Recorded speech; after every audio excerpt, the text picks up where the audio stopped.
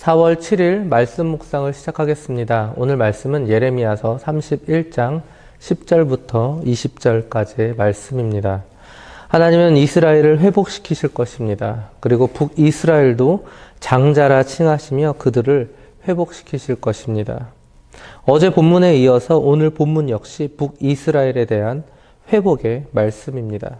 10절입니다.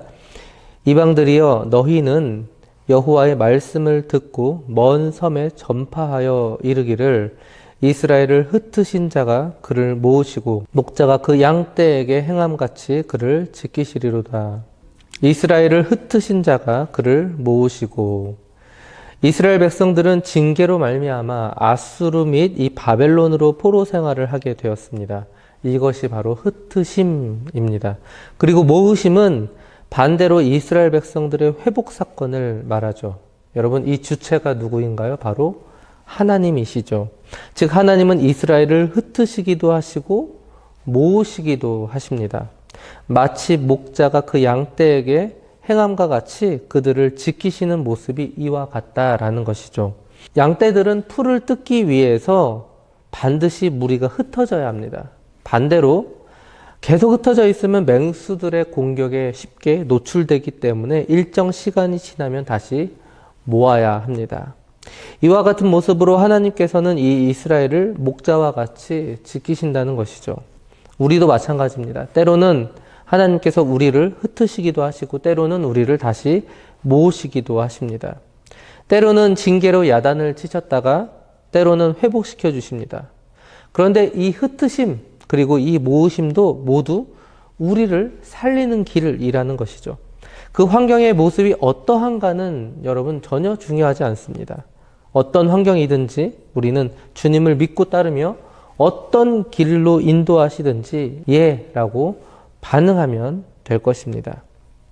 11절입니다. 여호와께서 야곱을 구원하시되 그들보다 강한 자의 손에서 속량하셨으니 여기서 강한 자는 바벨론입니다. 즉 하나님은 이스라엘 민족을 그들을 압제하는 이 바벨론의 손에서 구원하셨습니다. 그리고 그들을 속량하셨습니다. 그런데 여기에서 사용된 단어인 이 속량이라는 단어는 값을 지불하고 사셨다라는 뜻입니다. 즉 이스라엘을 구원하심에 있어서 어떠한 대가를 하나님께서 지불하셨다라는 것을 의미하죠. 여러분 세상에 공짜가 있습니까? 세상에 공짜는 없습니다. 우리의 구원에도 다 대가가 존재하는 법입니다.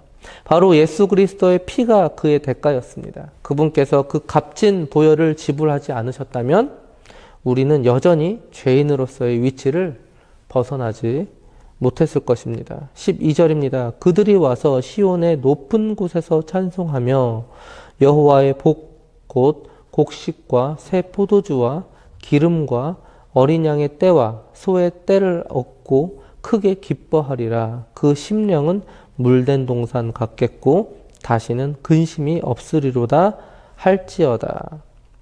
마치 시편 말씀을 보는 것 같은데요. 시편 1편 3절을 보시면 그는 시냇가에 심은 나무가 철을 따라 열매를 맺으며 그 잎사귀가 마르지 아니함 같으니 그가 하는 모든 일이 다 형통하리로다 라고 기록되어 있습니다. 마치 이스라엘의 심령이 이와 같이 물된 동산과 같을 것입니다.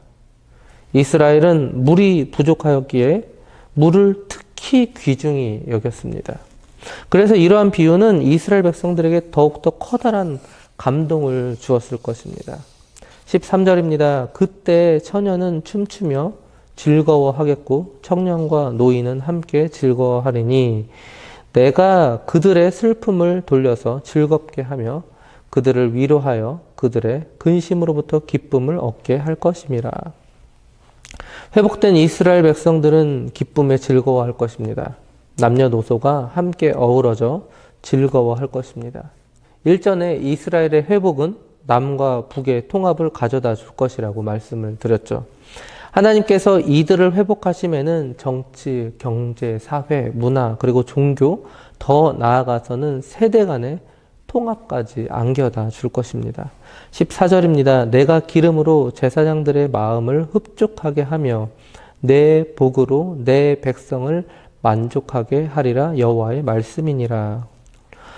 여기서 기름이란 백성들이 바친 제물 중 이 제사장에게 돌아갈 이 몫을 상징하는 표현입니다. 즉 제사장은 주로 이 백성들이 가져오는 제물로 생계를 유지를 했습니다. 그런데 백성들이 가져오는 이 제물이 너무 많아서 그들의 심령이 흡족하게 될 것이라는 뜻이죠. 백성들은 많은 이 감사의 제물을 드릴 정도로 많은 은혜를 하나님으로부터 받게 될 것입니다. 이처럼 하나님께서 이스라엘 백성들에게 내리실 은총으로 말미암아 그들은 풍요롭게 될 것입니다. 그리고 또한 한편으로 이 말씀은 예배가 회복된다라는 그런 의미도 포함되죠. 성전 제사의 제물이 많아졌다라는 뜻은 제사가 회복되었다, 예배가 회복되었다라는 뜻입니다. 즉 하나님에 대한 이 성전 예배가 온전하게 그리고 새롭게 회복되었다라는 뜻을 포함합니다. 15절입니다. 여호와께서 이와 같이 말씀하시니라 라마에서 슬퍼하며 통곡하는 소리가 들리니 라헬이 그 자식 때문에 애곡하는 것이라 그가 자식이 없어져서 위로받기를 거절하는도다. 라헬은 오랫동안 자식이 없었기에 힘든 세월을 보냈습니다. 하루하루가 고통의 세월이었죠. 이스라엘에서 자식이 없다라는 것은 곧 하나님으로부터 버림을 받았거나 그로부터 저주를 받았다라는 그런 인식이 있었기 때문입니다. 즉 자식이 없는 그 현상도 고통스럽지만 그보다 하나님으로부터의 단절됨이라는 인식이 그녀를 더욱더 힘들게 했을 것입니다. 그런데 북이스라엘 백성들이 아수르의 이 포로로 끌려갈 당시의 이런 극단적인 슬픔과 고통이 마치 이와 같았다라는 것이죠. 즉 하나님의 저주를 받아서 포로로 끌려가는 이런 이스라엘 백성들의 고통을 이 라헬의 고통에 비유한 것입니다. 여기서 보면 라마라는 장소가 있는데요. 이 라마라는 곳은 예루살렘 북쪽 약 8km 지점에 위치한 곳입니다. 이곳은 베냐민 경내에 있었는데 바로 이 라헬의 무덤이 이 근처에 있었습니다. 아마도 북이스라엘 백성들은 포로로 끌려갈 당시에 이곳을 지나갔을 것 같습니다. 그리고 자신들의 고통이 마치 자식이 없던 시절에 이 라헬의 고통과 같음을 알고 심히 크게 통곡했을 것입니다. 그리고 라헬은 이 북이스라엘의 중심적 지파였던 이 에브라임과 므낫세 지파의 조상이었습니다. 그래서 이 예레미야의 이 예언은 그들에게 더욱더 피부로 와 닿았을 것입니다. 그러나 이렇게 고통스러웠던 통곡 소리가 이제는 그치고 기쁨의 소리만 들리게 될 것입니다. 16절입니다. 여호와께서 이와 같이 말씀하시니라 내 울음소리와 내 눈물을 멈추어라. 내 일에 삭슬 받을 것인즉 그들이 그의 대적의 땅에서 돌아오리라 여호와의 말씀이니라. 내 울음소리와 내 눈물을 멈추어라. 하나님께서 북이스라엘이 이 당하는 극심한 고통의 원인이었던 이 포로 생활을 종결시켜 주신다는 뜻입니다. 이제 하나님께서 이들의 눈물을 닦아 주시겠다 말씀하십니다. 자식이 없어 고통을 당하던 라헬은 결국은 어떻게 되었습니까? 하나님의 은총을 입어서 요셉을 생산했습니다. 이처럼 북이스라엘 또한 이 포로 생활에서 귀환함으로 말미암아 위로를 얻게 될 것입니다. 17절입니다. 너의 장래에 소망이 있을 것이라 너의 자녀가 자기들의 지경으로 돌아오리라 여호와의 말씀이니라. 너의 장래에 소망이 있을 것이라. 우리는 인생을 종종 롤러코스터라는 이 놀이기구에 비유하죠. 사람을 태운 이 기구는 내려갔다가 다시 올라오기를 반복합니다. 그런데 사람들은 이와 같은 스릴을 만끽하기 위해서 일부러 이러한 놀이기구를 찾습니다. 이런 놀이기구를 즐깁니다. 왜냐하면 재밌기 때문이죠. 높은 곳에서 떨어지고 빠른 속도로 다시 올라가고 바로 옆으로 꺾이고 전혀 예상치 못한 공포감이 조성될수록 더욱더 짜릿함을 안겨다 줍니다. 그런데 어린아이들이 타는 기차를 어른이 탔다고 생각해 보십시오. 정말 재미없을 것입니다. 우리의 인생도 마찬가지죠. 계속 평탄하기만 하면 좋을 것 같지만 실은 그곳에는 감사함도 존재하지 않습니다.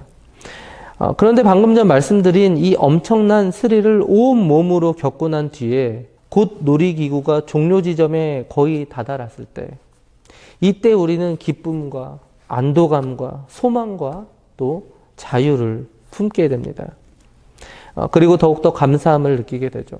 그래서 하나님께서는 우리 인간에게 때로는 오르막길을, 때로는 내리막길을 선물로 주시는 것 같습니다. 그랬을 때 인간은 그 길 마지막에 소망을 품게 되고 비로소 감사를 품게 되는 것이죠.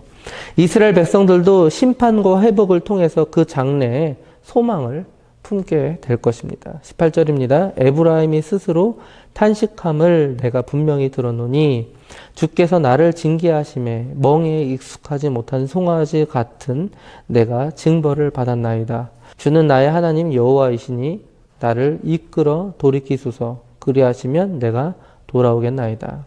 에브라임이 스스로 탄식함을, 이는 북이스라엘 백성들의 회개를 말합니다. 즉 이러한 회개를 통해서 그들이 구원을 받을 수 있게 된 것입니다. 여기서 저는 참으로 하나님의 일하심이 대단하다라는 사실을 새삼 느끼게 됩니다. 그들의 회개가 대단한 것이 아니라 하나님의 일하심이 대단합니다. 왜냐하면 하나님은 기어코 그들로부터 회개를 이끌어내셨기 때문이죠. 나를 이끌어 돌이키소서. 그리하시면 내가 돌아오겠나이다. 드디어 북이스라엘이 깨닫습니다. 포로 생활이 이 죄에 대한 하나님의 징계였음을 깨닫습니다. 그리고 그들의 구원이 전적으로 하나님의 손에 달려 있음을 깨달은 것입니다. 즉 하나님의 이 징계의 목적이 달성하게 된 것이죠. 19절입니다. 내가 돌이킨 후에 뉘우쳤고 내가 교훈을 받은 후에 내 볼기를 쳤사오니 이는 어렸을 때 치욕을 짐으로 부끄럽고 욕됨이니이다 하도다. 이들의 회개는 참된 회개였습니다. 이는 자신의 이 볼기를 치면서까지 지난날의 어리석음을 애통하고 있는 데서 우리는 알 수가 있습니다. 내가 돌이킨 후에 뉘우쳤고, 북이스라엘 백성들은 하나님의 징계로 포로에 처해진 뒤 비로소 자신들의 과거 잘못을 깨닫고 부끄러워하며 진심으로 회개한 것 같습니다. 어렸을 때 치욕을 짐으로, 이 북이스라엘 백성들은 포로기 이전, 즉 북이스라엘이 하나님의 말씀에 불순종하던 그때의 그 치욕스러운 모습을 상기하면서 자신들의 불순종한 그 모습을 치욕스럽게 생각했다라는 것이죠. 이것을 요즘 말로, 요즘 용어로 말하면 이불킥이라고 합니다. 자려고 누웠을 때 부끄럽거나 창피스러운 일이 불현듯 생각나서 이불을 걷어차는 행동을 말하죠. 아마도 이 북이스라엘 백성들은 이불킥을 하면서 그 모습을 부끄럽게 생각했을 것 같습니다. 20절입니다. 에브라임은 나의 사랑하는 아들, 기뻐하는 자식이 아니냐. 내가 그를 책망하여 말할 때마다 깊이 생각하노라. 그러므로 그를 위하여 내 창자가 들끓으니 내가 반드시 그를 불쌍히 여기리라. 여호와의 말씀이니라. 이 말씀을 들었을 때 이 이스라엘 백성들의 뺨에는 눈물이 주르르 흘렀을 것 같습니다. 하나님의 사랑은 정말 변함이 없는 것 같습니다. 그 놀라운 사랑에 그들은 감격했을 것 같습니다. 그러나 사실 더 감격스러워 하셨던 분이 바로 하나님 본인이셨습니다. 내 창자가 들끓으니. 하나님께서는 이 북이스라엘이 돌아오기만을 애타게 기다리셨습니다. 창자가 들끓었을 정도로 말이죠. 이스라엘을 징계하시고 그들의 고통을 보시며 더욱 마음 아파하시는 것은 바로 하나님 본인이셨습니다. 그런데 기다리고 기다리던 그들이 다시 돌아오는 것을 보시며 하나님은 더욱 감격스러워 하셨던 것이죠. 이처럼 그분은 이스라엘을, 그분의 자녀를, 그분의 백성을 불쌍히 여기시는 분이십니다. 이 놀라운 사랑에 우리는 탐복하지 않을 수 없습니다. 말씀을 마무리하겠습니다. 정작 하나님의 징계로 인하여서 고통을 받은 것은 우리가 아니라 바로 하나님 본인이셨습니다. 창자가 들끓을 정도로 애를 태우시며 가슴 아파하시는 모습으로 우리를 기다리셨습니다. 바로 저를 기다리셨습니다. 바로 여러분을 기다리셨습니다. 어려서는 우리의 부모님이 우리를 야단치실 때 그 심정을 모르지만 장성한 후에는 부모님의 그 마음을 파악할 줄 알아야 합니다. 신앙도 마찬가지죠. 신앙이 장성한 후에 우리는 우리를 징계하시는 그 하나님의 마음을 먼저 헤아릴 줄 알아야 합니다. 그분의 아파하심으로 우리가 나음을 입었습니다. 그분의 아파하심으로 우리가 구원을 얻었습니다. 우리 됨은 모두 하나님의 은혜입니다. 나의 나됨은 모두 하나님의 은혜입니다. 오늘도 그분의 놀라우신 은혜에 감사하며 나보다 먼저, 내 마음보다 먼저 하나님의 마음을 헤아리며 오늘 하루를 살아가시는 저와 장자 가족들 되시기 바랍니다.